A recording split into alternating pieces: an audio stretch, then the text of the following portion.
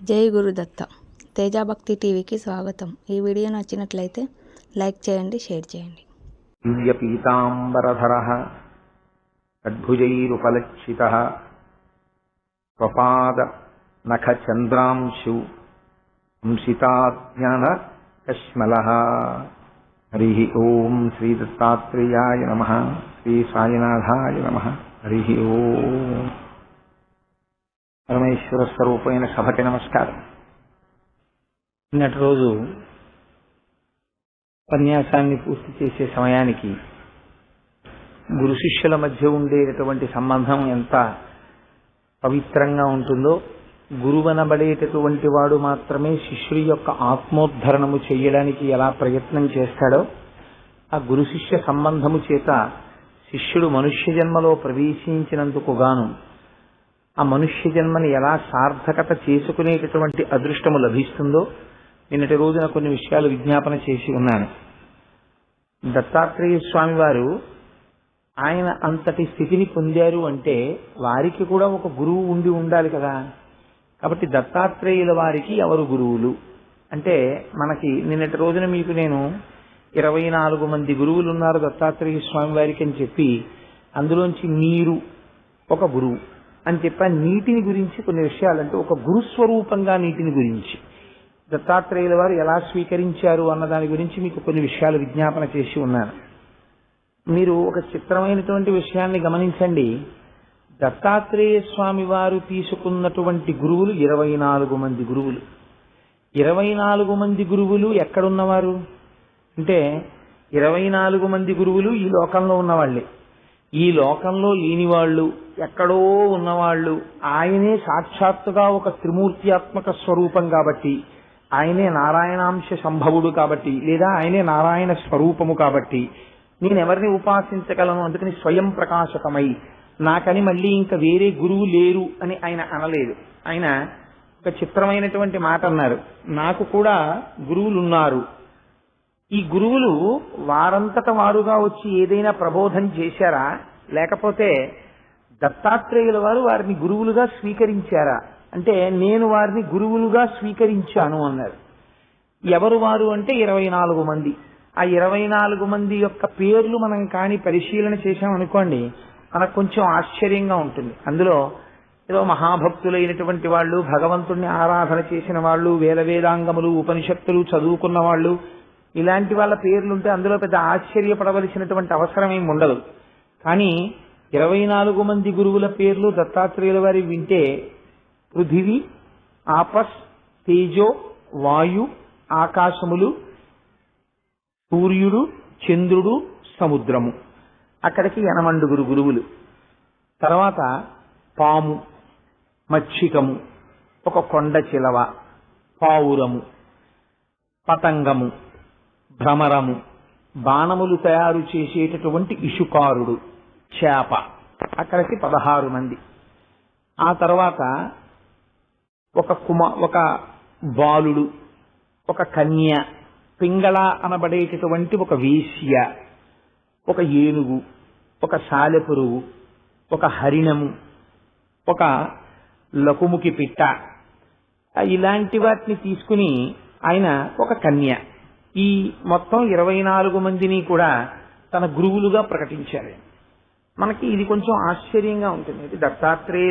దత్తాత్రేయ స్వామి అంతటి వారేమిటి, వారికి గురువుల్లో కొండ చిలవా, లేకపోతే ఒక పావురమా, అది కూడా కాదు ఒక లకుముకి పిట్ట, ఇవన్నీ ఎలా గురువులు అవుతాయి అని మనకు అనుమానం వస్తుంది. కానీ ఇక్కడ మీరు చూడవలసినటువంటి ఒక రహస్యం ఒకటి ఉంది. మీరు దత్తాత్రేయుల వారికి 24 మంది గురువులు అని ఈ పేర్లు చదివేసి ఏదో ఒక్కొక్క వాక్యంలో దీని నుంచి ఇది గ్రహించారు, దీని నుంచి ఇది గ్రహించారు అని ఒక మాట చెప్పారనుకోండి, దానివల్ల మీరు పొందేటటువంటి లబ్ధి ఉండదు. ఎందుకంటే భాగవతంలో ప్రత్యేకంగా ఏకాదశ స్కంధంలో 11వ స్కంధంలో దత్త అవధూత సంవాదము అని ఒక పెద్ద అధ్యాయం. అందులో యదు మహారాజు గారు అవధూతల యొక్క సంవాదము. యదు అనబడేటటువంటి రాజుకి ఒక అవధూత తన పాఠాన్ని వివరణ చేస్తారు. అది వారి మధ్య సంవాదంగా చెప్తారు. అయితే అక్కడ దత్తాత్రేయ స్వామి వారిని అవధూత అన్న పేరుతో పిలిచారు. పిలిచినప్పటికీ అది ఆ అవధూత ఎవరో కాదు, ఆయన దత్తాత్రేయ స్వామి వారి పేరు వాడలేదు, కానీ భాగవతంలో మాత్రం అవధూత అని పిలిచారు. కృష్ణ భగవానుడు అవతార పరిసమాప్తికి ముందు ఉద్ధవుడికి చేసినటువంటి ప్రబోధంలో ఈ యదు అవధూత సంవాదం వస్తుంది. అందులో కూడా ఈ 24 మంది గురువుల గురించి ప్రస్తావన చేస్తారు. అయితే చిత్రం ఏంటంటే లోకంలో ఉండేటటువంటి విషయాల్ని ఆయన 24 మంది గురువులుగా స్వీకరించారు. అయితే దీనివల్ల మనం తెలుసుకోవలసినటువంటి సారాంశం ఏమైనా ఉంటుందా అసలు అంటే, మీకు గురువుకి భగవంతుడికి ఒక చిన్న భేదం ఒకటి ఉంటుంది.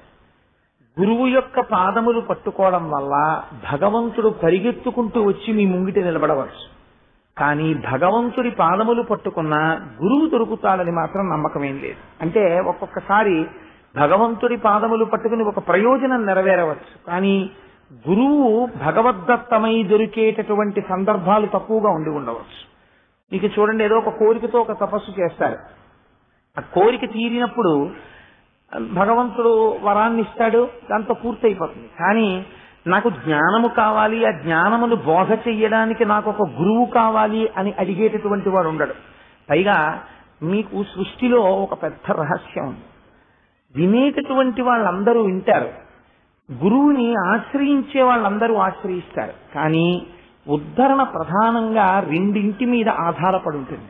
ఒకటి, శిష్యుడి యందు గురువుకి అనుగ్రహము లేకపోవచ్చు. ఒక్కసారి గురువు యొక్క అనుగ్రహము శిష్యుని యందు ప్రత్యక్షముగా ప్రసారము కాదు, కాకపోయినా విపరీతమైనటువంటి సాధన చేస్తాడు. ఆ గురువుని మనసులో పెట్టుకుని ఆయన నా గురువు అని వరిస్తాడు. శిష్యుడు మనసులో వరించి సాధన చేస్తాడు. మీకు నేను ఒక ఉదాహరణ చెప్తాను.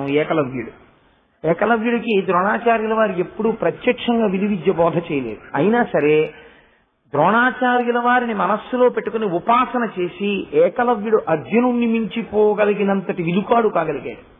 అక్కడ గురువు యొక్క ప్రత్యక్షమైనటువంటి అనుగ్రహం ఉన్నదా అంటే లేదు. అయినా సరే ఏకలవ్యుడు ఆ స్థితిని పొందగలిగాడు. ఒక్కొక్కసారి శిష్యుడికి సమర్థత ఉండదు.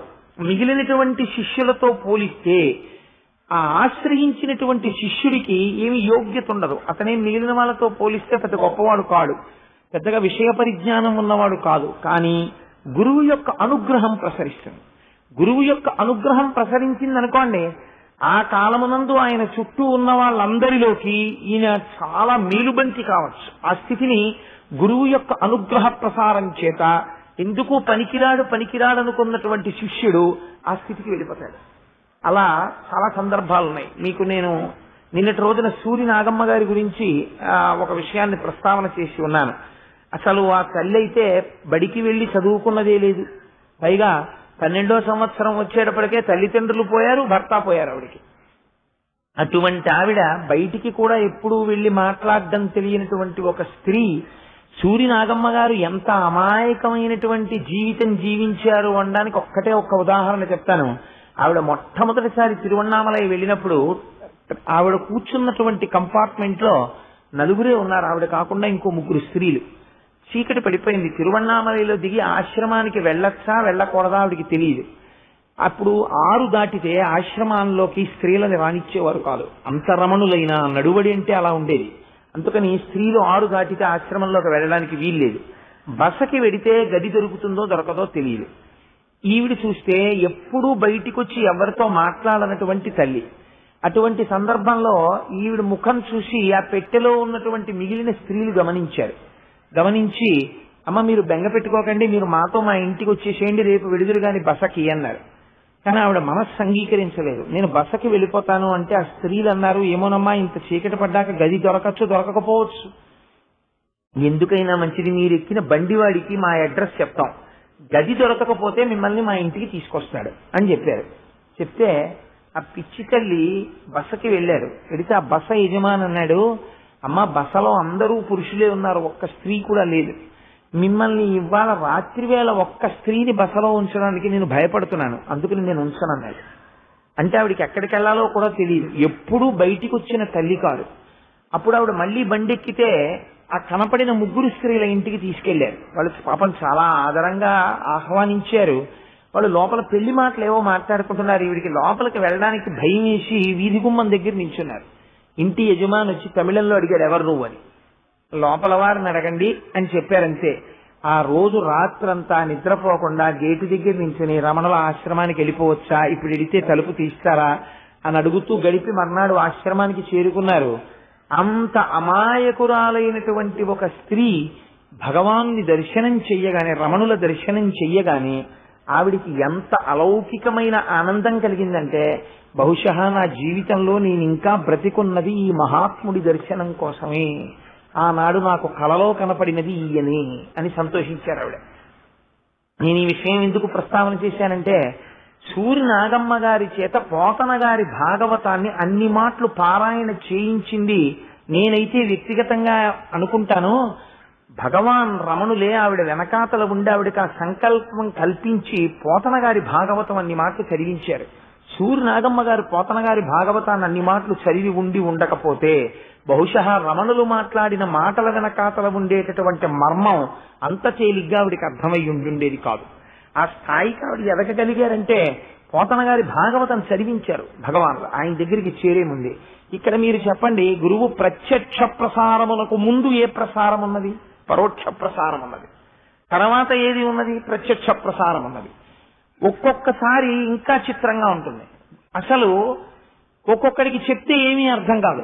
ఏమీ అర్థం కానటువంటి శిష్యుణ్ణి అవతల వారి యొక్క భాష తెలియదు, యువతల వారికి చెప్పడానికి ఆ భాష రాదు. అయినా గురువు దృష్టి ప్రసారం చేస్తారు. ఒక్కొక్కసారి కేవలం ఆ కళ్ళల్లోకి అలా చూస్తారు. చూసేటప్పటికీ అవతల వారిలో ఉన్నటువంటి అజ్ఞానం అంతా పటాపంచలైపోతుంది. ఆ స్థాయికి చేరినటువంటి గురువు అయి ఉండాలి. అది అందరూ చెయ్యలేరు. అలా చెయ్యగలగాలి అంటే దానికి చాలా సమర్థుడైనటువంటి గురువు అయి ఉండాలి ఆయన. కాబట్టి అలా చేసిన సందర్భాలు మనకి చరిత్రలో కోకొల్లలు. ఎంతమంది గురువులు ఎంతమందిని దృష్టి ప్రసారంతో ఉద్ధరించారో. అందుకే మీకు గురువుల ముందు, అమ్మవారి ముందు తాబేలు పెడుతుంటారు. తాబేలుని ఎందుకు పెడతారో తెలుసా అండి? తాబేలు కేవలము తన చూపుల చేత మాత్రమే పోషిస్తుంది, స్తన్యం ఇవ్వదు బిడ్డలకి. అలాగే చేప, ఆ తాబేటిని పెట్టడం వెనకాతల ఉండే రహస్యం అది. మీరు ఉత్తర భారతదేశంలో అమ్మవారి దేవాలయాలకు వెడితే అమ్మవారి దేవాలయాల ముందు తాబేళ్లుంటాయి. ప్రత్యేకించి నీటి కొలనులు పెట్టి నీటి కొలనుల్లో తాబేళ్లని పెంచుతారు అక్కడ. సరే, నేను ఈ విషయాలు ఎందుకు మీతో ప్రస్తావన చేశాను అంటే, గురుకటాక్షము అనేటటువంటిది ఏ విధంగా ఉంటుంది అంటే ఈ విధంగా ఉంటుంది అని ప్రత్యేకంగా మీరు పద్ధతి చెప్పడం కుదరదు. ఎవరికి ఎవరు గురువు అని చెప్పవలసి వచ్చిందనుకోండి, అప్పుడు కూడా చెప్పడం కుదరదు. ఎందుకంటే ఒక్కొక్క నాడు గురువు వైభవం శిష్యుడి యొక్క పరిశ్రమ చేత ప్రకాశిస్తుంది. నేను ఈ మాట అంటే మీరు కొంచెం ఆశ్చర్యపోవచ్చు. అదేంటంటే అంత చాలా బరువైన మాట మీరు మాట్లాడారు అని మీరు అనుకోవచ్చు. గురువు అన్న మాటని శిష్యుడంత పూనికతో తీసుకుని గురువు యొక్క ఖ్యాతి నిలబెట్టిన శిష్యులు ఉంటారు. మీకు నేను ఒక ఉదాహరణ చెప్తాను. నేను అన్న మాట అనవసరంగా నేను అనకూడదు కదా సభాముఖంగా. శంకర భగవత్పాదులు ఒక సరోవరానికి అటువైపు కూర్చునున్నారు, సరోవరానికి ఇటువైపు పద్మపాదాచార్యుల వారు కూర్చునున్నారు. శంకరులు యథాలాపంగా ఓ మాట అన్నారు, ఇలా రా అన్నారు. అంటే ఆయన ఉద్దేశ్యం నీలమించొచ్చేయమని కాదు, ఇలా రా అంటే ఒకసారి నా దగ్గరికి రా అని. కానీ అది పద్మపాదాచార్యుల వారికి ఎలా అనిపించిందంటే, గురువు గారు ఇలా రా అంటున్నారు అంటే నన్ను సరోవరం మించి రమ్మన్నారు. గురువు నన్ను సరోవరం మించి రమ్మని ఆజ్ఞాపించినప్పుడు నేను అటువైపు నుంచి తిరిగి గురువు గారి దగ్గరికి వెళ్ళడం అర్థరహితం. గురువు ఇలా రా అన్నప్పుడు ఇలా వెళ్ళిపోవడమే. గురువు ఉట్టిన అనరు, ఆయన అన్నారంటే ఆయన మాట నన్ను రక్షిస్తుంది అనుకున్నారంతే. అనుకుని మనస్సులో గురి కుదిరినది. ఇదే రమణులు అంటారు, గురువు అనగా ఎవరు? నీకు గురి నేర్పినవాడు.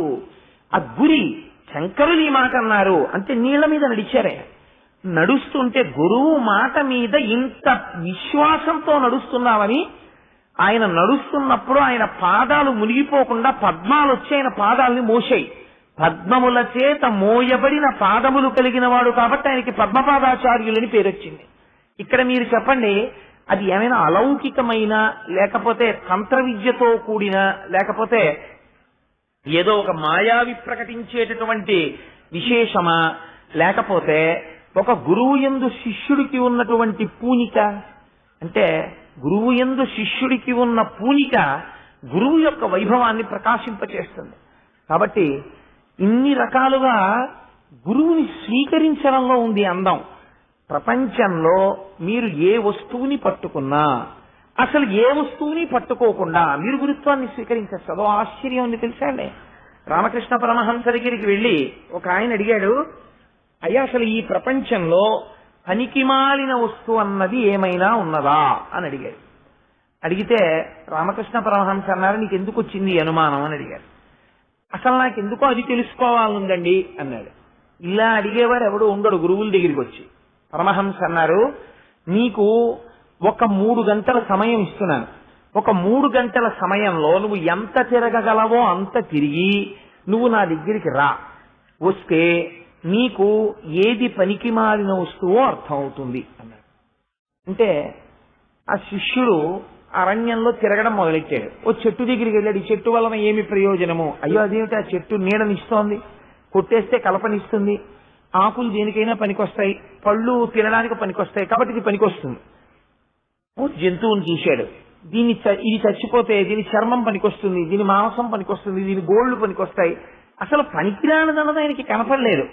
తిరిగి వచ్చిన తర్వాత ఆయనకు ఒకటే కనిపించింది. ఏమిటి కనిపించిందంటే, అన్నీ పనికొచ్చేవని తెలుసుకోకుండా పనికిరాని ఆలోచనలతో ప్రకృతిని అశుద్ధంగా మార్చిన నేనే పనికిరానివ్వండి ఈ ప్రపంచంలో. గురువు గారి దగ్గరికి వచ్చి కాళ్ళ మీద పడిపోయి ఇలాంటి పనికిమాలిన ఆలోచనలే నన్ను పనికిరానివ్వండి చేస్తున్నాయి, ప్రపంచమంతా పనికొచ్చేదే నువ్వు చూడగలిగితే ఆ కోణంలో అన్న విషయం నేను ఇవాళ గ్రహించగలిగానన్నాడు. ఈ దృక్కోణాన్ని మీకు అలవాటు చేయడం దత్తాత్రేయుల వారికి 24 మంది గురువుల్ని లోకంలోంచి స్వీకరించడం. ఇందులో అంతర్లీనంగా ఒక రహస్యం ఉంది. ఈ రహస్యం నేనేం చెప్తున్నది కాదు, భగవాన్ రమణులు ఒకసారి చెప్పినటువంటి మాటలు మీకు నేను చెప్తున్నాను. లోకమంతటినీ గురువుగా చూసిన వాడు ఎవరుంటాడో వాడు లోకమునకు ఈశ్వరుడు అవుతాడు. లోకమును పనికి మాలిన దానిగా చూసిన వాడు ఎవడుంటాడో వాడు లోకమునకు పనికి మాలిన వాడే అవుతాడు. అంతే సిద్ధాంతం. లోకమంతా కనుక పనికొస్తోంది అనుకోండి, ఎంత ప్రత్యుపకార బుద్ధితో ఉంటాడు. కాబట్టి వాడు లోకేశ్వరుడు అవుతాడు, పనికొచ్చేవాడు అవుతాడు. విశ్వము పనికిరానిది, లోకము పనికిరానిది అనుకున్నాడు అనుకోండి, వాడు పనికి మాలిన వాడే అవుతాడు లోకానికి. లోకము నుండి గురువులను స్వీకరించిన దత్తాత్రేయుడు లోకేశ్వరుడు అయినాడు. రామచంద్రమూర్తి సుగ్రీవుడికి పట్టాభిషేకం చేశారు. వర్షాకాలం వెళ్ళిపోగానే అన్ని దిక్కులకి వానరుల్ని పంపిస్తానన్నాడు. కానీ తారతో సౌఖ్యములను అనుభవిస్తూ ఇచ్చినటువంటి మాట మర్చిపోయాడు. లక్ష్మణుడితో సుగ్రీవుడికి కబురు చేశారు రామచంద్రమూర్తి. కబురు చేస్తూ, నువ్వు మాట మరిచిపోయావు, ఇచ్చిన మాట తప్పావు, కాబట్టి నిన్ను చంపేస్తాను అనలేదు. నా సంకుచిత పంథాహ ఏనవాలీగతో హతః అన్నారు. ఇతపూర్వము వాలి ఏ మార్గంలో వెళ్ళిపోయాడో ఆ మార్గం మూసుకుపోలేదని గుర్తుపెట్టుకో. అంటే వాలి ఏ మార్గంలో వెళ్ళిపోయాడు, ఊర్ధ్వలోకాలకు పోయాడు. నువ్వో వెళ్ళిపోతావు మాట తప్పితే. కానీ ఆ మాట యందు ఎంత మాధుర్యం ఉంది చూడండి. ఒక స్నేహితుడితో మాట్లాడేటప్పుడు, ఒక భార్యతో మాట్లాడేటప్పుడు, ఒక బిడ్డతో మాట్లాడేటప్పుడు, తన వారితో మాట్లాడేటప్పుడు ఒక్కొక్కరి మాట తీరు మీరు చూడండి ఎంత అందంగా ఉంటుందో. అసలు ఆ మాటకి వశులైపోతారు. అంత అందంగా మాట్లాడతారు. అది ఎక్కడి నుంచి వస్తుందంటే సంస్కార బలం. మాట్లాడడంలో ఇంత జాగ్రత్తగా మనం మాట్లాడాలన్న నేర్పరితనం ఉంటుంది. కాబట్టి సత్యం బ్రూయాత్ ప్రియం బ్రూయాత్ న బ్రూయాత్ సత్యమ ప్రియం. ఎంత గొప్ప మాట అంటుందండి శాస్త్రం. ఒకవేళ నిన్ను ప్రియంగా మాట్లాడమన్నాం కదా అని చెప్పి వాడికి ఇష్టమైన అబద్ధాలన్నీ తీసుకొచ్చి చెప్పేసి వాడు సంతోషపడతారని చెప్పానండి, మీరు మధురంగా చెప్పమన్నారు కదా అందుకని మధురంగా చెప్పాను అనడానికి వీల్లేదు. న బ్రూయాత్ సత్యమ ప్రియం. అప్రియమైనటువంటి సత్యమును న బ్రూయాత్. అబద్ధమైనటువంటి విషయాలు నువ్వు ఎప్పుడూ మాట్లాడకు. మధురముగా మాట్లాడడం నేర్చుకో. నీ మాట ఒకే ఒక మాట నువ్వు మాట్లాడితే ఆ మాట అవతల వాళ్ళ జీవితాల్ని గట్టెక్కించేయగలగాలి. అబ్బా ఎంత మహానుభావుడండి, నిజంగా ఒక్క మాట చాలండి అనగలగాలి. అలా ఉండాలి మాట అంటే. నిన్న మీకు నేను అందుకే ఒక ఉదాహరణ చెప్పా. మరోసారి కొండ మీదకి వెళ్లి కిందకొచ్చి హాల్లో కూర్చునేవారు. కూర్చుంటే వారిని ఆశ్రయించి మాట్లాడదామని చాలా మంది వచ్చేవారు. వారు మాట్లాడేవారు కాదు.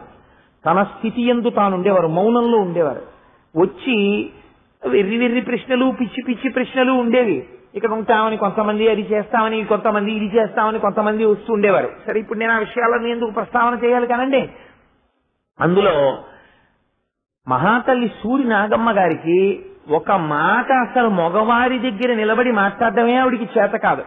అటువంటి స్థితిలో నేను ఈ ఆశ్రమంలో ఉండిపోదాం అనుకుంటున్నాను, ఇక్కడే నా జన్మకి ఒక దారి చూసుకోవాలనుకుంటున్నాను అని చెప్పాలనుకున్నారు.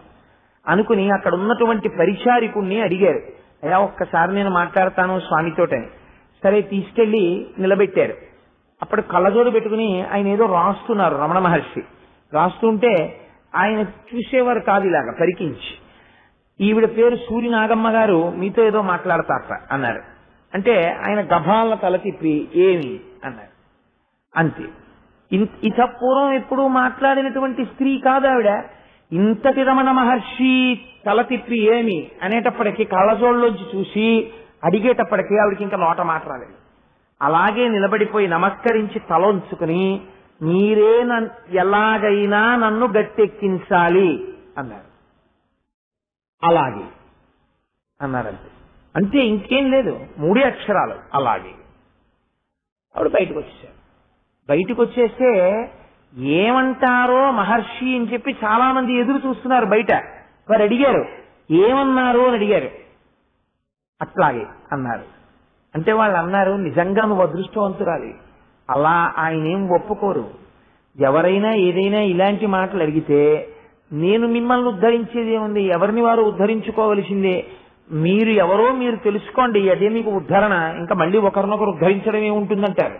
అలాంటి వారు మీరు వెళ్ళి అడిగితే అట్లాగే అన్నారు.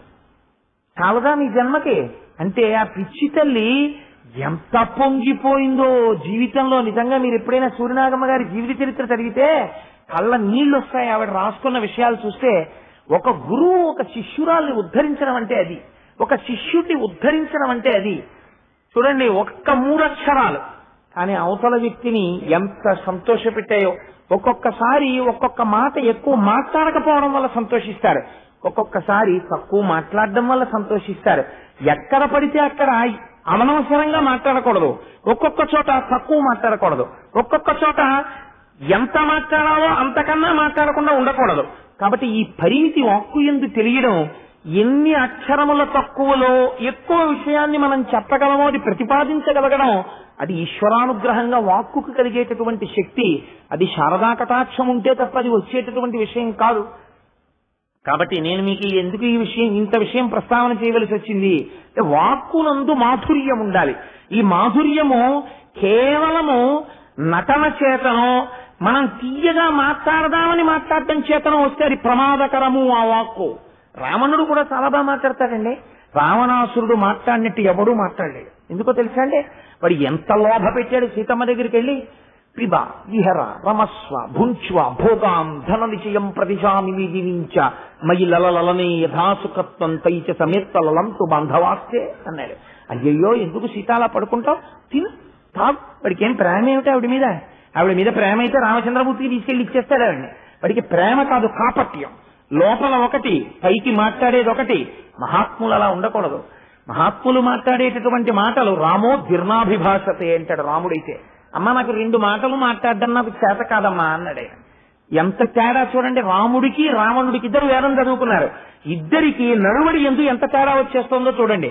అందుకే రాముడు గురువు అయ్యాడు, రావణాసురుడు 10 తలలుండి నశించిపోయాడు. ఆచరణ చాలా ప్రధానం మనిషికి. అది వాక్కుయందు మరింత ప్రకాశిస్తుంది. చాలా జాగ్రత్తగా మాట్లాడాలి. ఆ మాట్లాడేటప్పుడు మనం మధురంగా మాట్లాడుతున్నాం కదా అని చెప్పి అవతల వారిని పడగొట్టడం కోసమని మధురంగా మాట్లాడడం అన్న పని ఎప్పుడూ చెయ్యకూడదు. అంతకన్నా మౌనంగా ఉండిపోవడం మంచిది. అంతేకాని ఆ కాపట్యముతో కూడిన వాక్మాధుర్యము ప్రమాదకరమైనది. మీరు చూడండి, అందుకే నీటికి తీపితో పాటు ఒక లక్షణాన్ని అడుగుతాం మనం సాధారణంగా. ఏమిటో తెలుసా ఆ లక్షణం? వాక్కుతో పాటు ఉండవలసినటువంటి లక్షణం వాత్సల్యం. నీటికి రుచితో పాటు ఉండవలసిన లక్షణం శీతలత్వం. మీరు అందుకే నీరు తీయగా ఉండొచ్చు, మీకు వేడి నీళ్ళు ఇచ్చారనుకోండి తాగడానికి, మీరు తట్టుకోలేరు.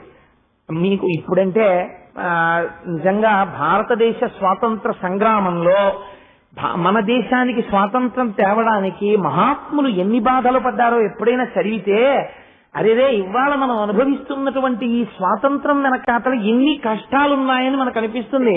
మీరు ఎప్పుడైనా అరబిందో జీవితం చదవండి, ఆశ్చర్యపోతారు.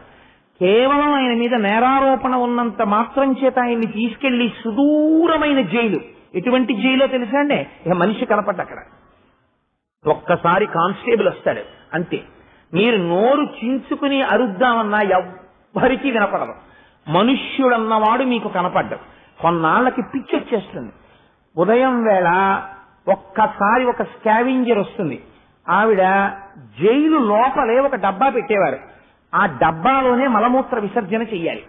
చేస్తే ఆవిడొచ్చి 8 గంటలకు ఒకసారి ఆ డబ్బా బయటికి తీసుకెళ్లి కడిగేసి తెచ్చి పెట్టేస్తుంది. ఒకవేళ మల విసర్జన చేసి మూత్ర విసర్జన చేస్తే 11 గంటలకు ఒక్కసారి వచ్చి ఆ డబ్బా కడిగేది. ఈలోగా ఒకవేళ కానీ ఏ కడుపు నొప్పి చేతనో వాళ్ళు పెట్టిన ఆహారం పడకపోవడం చేతనో సంకటి తిని జీర్ణం అవ్వక ఒకవేళ కానీ మలమూత్ర విసర్జన చేశాడో మరునాటి ఉదయం వరకు ఆ కంపులో అలా పడి ఉండరు.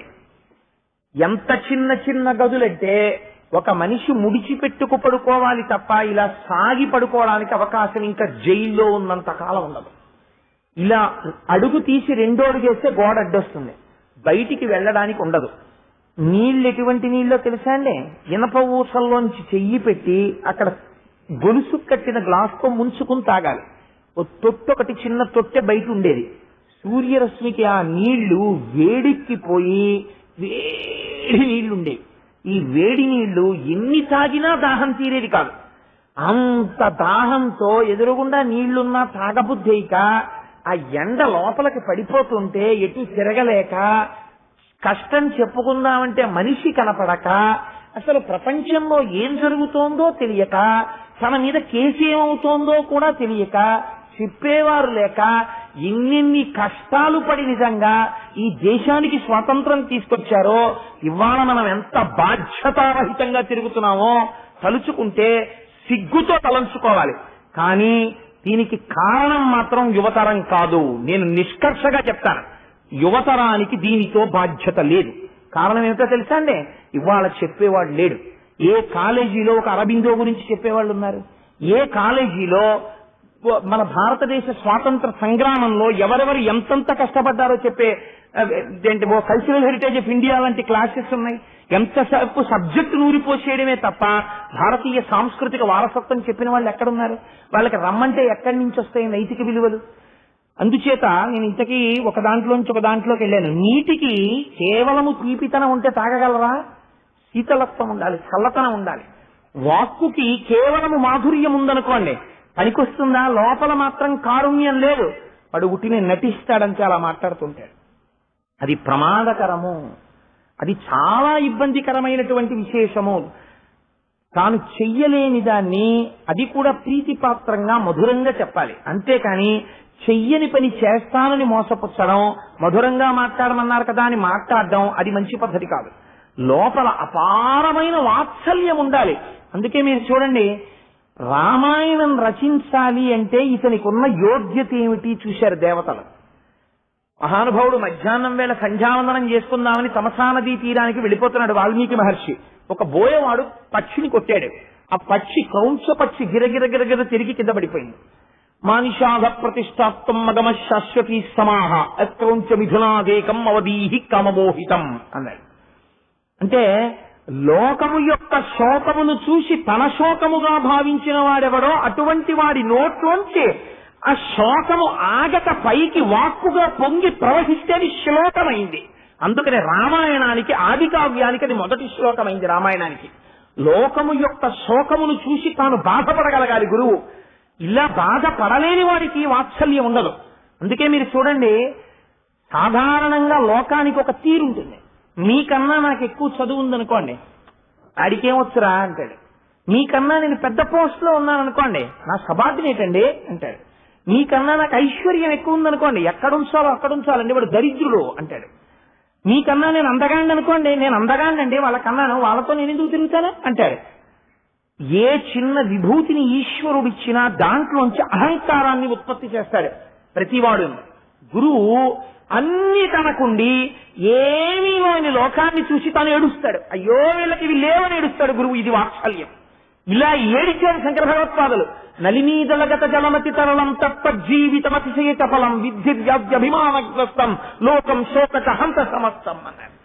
అయ్యయ్యయ్యయ్యో తామరాకు మీద నీటి బొట్టులా వీళ్ళ జీవితాలు అత్యంత చంచలములు, బహుకొద్ది కాలం ఉంటున్నారు. ఈలోగా వీళ్ళ జీవితాలన్నీ మా సంసారాలని, రోగాలని, రొచ్చులని, కోపాలని,